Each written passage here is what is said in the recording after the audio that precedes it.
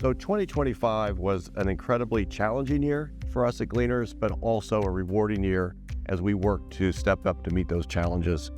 We're sitting in one of the most important developments of 2025, the establishment of the Tom and Julie Wood Family Resource Center here on the Gleaners campus.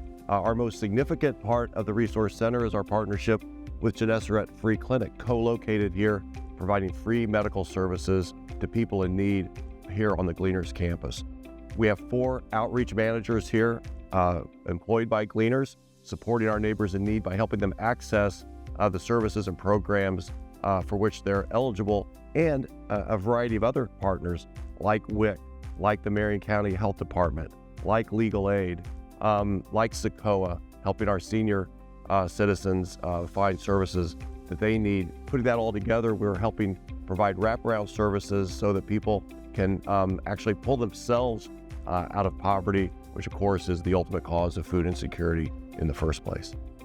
2025 was also exciting because it was our second year of the Gleaners Huddle Against Hunger presented by the Indianapolis Colts. I was a little afraid there might be a fall off after the curiosity of year one, but I'm proud to report that Huddle Against Hunger was bigger and better than ever in terms of funds raised, sponsors participating, attendees, and I think the overall event had a great feel. So we were able to raise enough money that it covers almost a fifth of our food acquisition budget, which is continuing to escalate, and raise awareness throughout the community, particularly in the corporate community, about the impacts of hunger and how Gleaners is working to address those here in our community.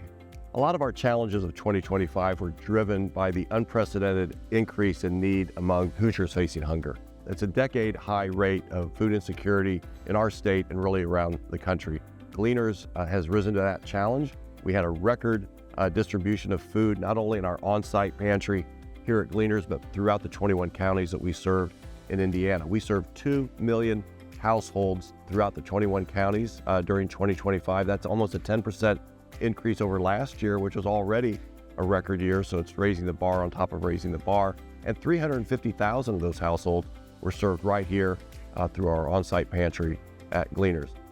We're very clear in our stated values, which are all over our facility, that the neighbors we serve facing hunger are number one.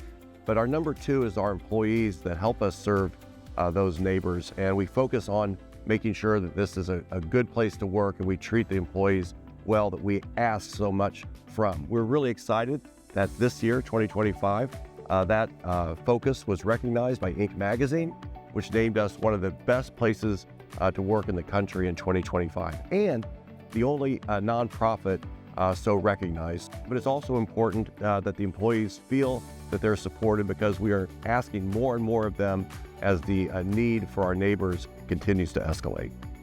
Like everyone else, our folks that are served through the charitable food system deserve fresh, nutritious variety of food: milk, eggs, fresh produce, healthy dry goods, healthy proteins, and we've always provided that.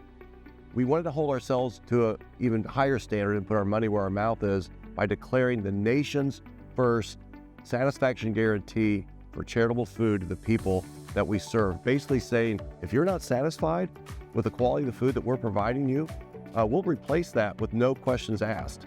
All of Gleaners' responses that we've talked about today notwithstanding, I think the biggest story of 2025 has got to be the government shutdown and the SNAP cutoff, and Gleaners' response to that, as well as the response to the broader charitable food system.